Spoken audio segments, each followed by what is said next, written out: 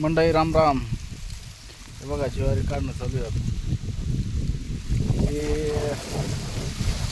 बघा खाली पडली वाऱ्यानं काही, आणि याच्यामध्ये पाठक पण होतं बरं का.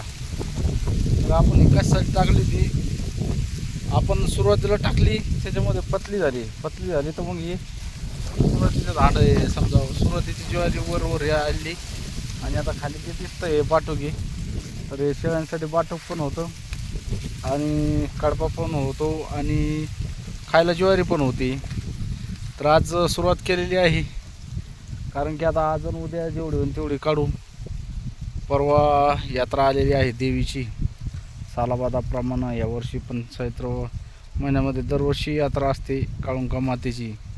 तर ती आहे तर 7 आणि 8 2 तारखेला आहे समजा. 7 तारखेला आणि 8 तारखेला यात्रा असते. तर लांब लांबून पाहुणे रावळे येतात दर्शनासाठी देवीच्या.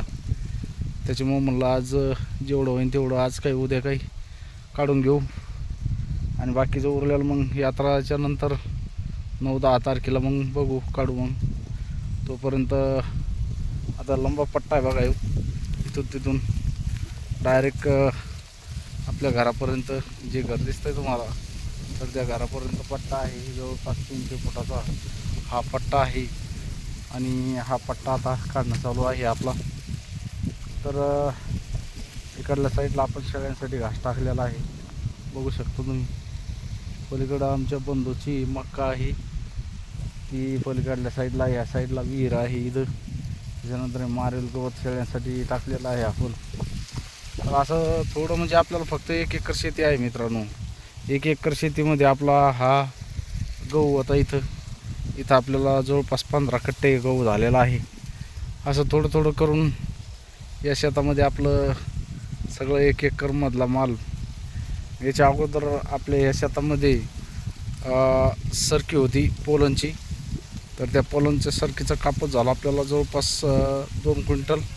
आणि हे जे ज्वारीचं शेत दिसतं तुम्हाला, ज्वारी पेरलेली, ह्या शेतामध्ये भेंडी होती, शिडची भेंडी होती. शिडच्या भेंडीचं बियाणं निघलं आपल्याला 27 किलो. त्याला 70,000 रुपये भाव आहे. तर जवळपास 20,000पर्यंत ते जातं. आणि 2 क्विंटलचं आपल्याला 32,000 रुपये क्विंटल कापूस आहे.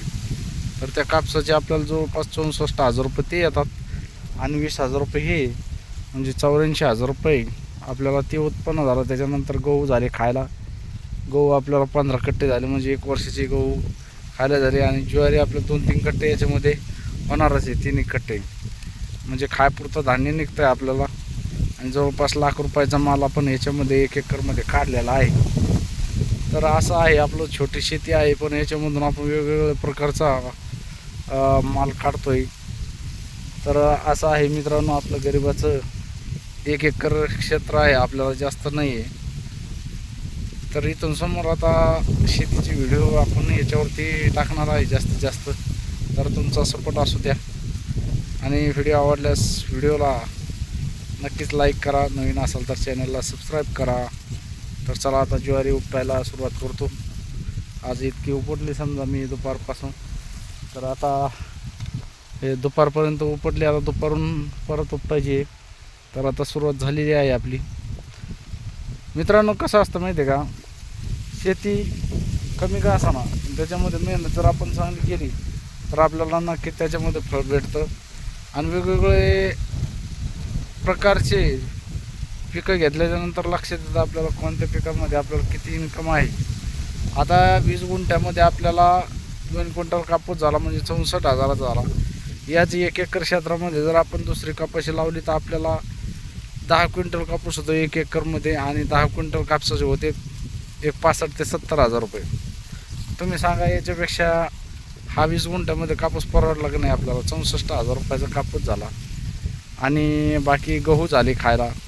गहू जर आज जर म्हणलं तर 10 क्विंटल जर म्हणलं तर 10 क्विंटलचे जवळपास 25,000 रुपये होतात. म्हणजे 25,000 रुपये, आणि ते 85,000, म्हणजे 25-85 1,10,000 रुपयापर्यंत आपलं तेच इन्कम गेलेलं आहे. आणि ज्वारी 2 क्विंटल ज्वारी होती. ज्वारी जर आज 6,000 रुपये क्विंटल आहे, 6,000 रुपये 12,000 रुपये ते होते. म्हणजे जवळपास आपल्याला 1,20,000चा माल या शेतामधून होतो. शेळ्यांना चारा पण आहे.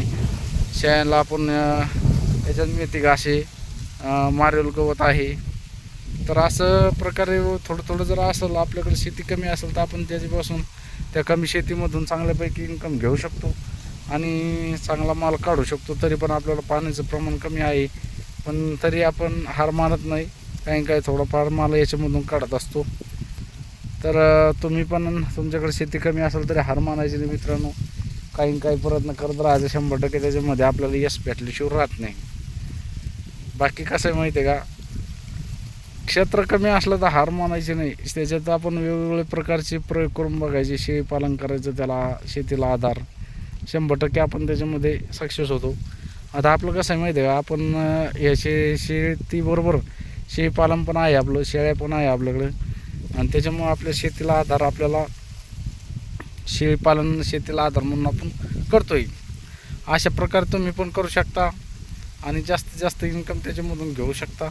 कसं आहे माहिती आहे का, कोणतीही गोष्ट करायची म्हणलं तर मनातून करायला पाहिजे, जेणेकरून आपल्याला त्याच्यापासून काहीतरी लाभ भेटला पाहिजे. नाही तर नुसतं करायची म्हणून करायची असं नाही मित्रांनो. जोपर्यंत तुम्ही काही हातपाय हालत नाही तोपर्यंत तुम्ही त्याच्यामध्ये सक्सेस होत नाही. शेळीपालनाचा व्यवसाय पण चांगला आहे. शेतीबरोबर तुम्ही शेळीपालन करू शकता आणि चांगल्यापैकी इन्कम त्याच्यामधून घेऊ शकता. फक्त असं आहे की त्याच्यामध्ये कसं आहे माहिती आहे का, शेळीपालनामध्ये थोडं मेहनत खूप करावं लागते. मेहनतीशिवाय कोणतंही फळ नाही. आपण मेहनत तर प्रत्येक क्षेत्रामध्ये करावंच लागते आपल्याला.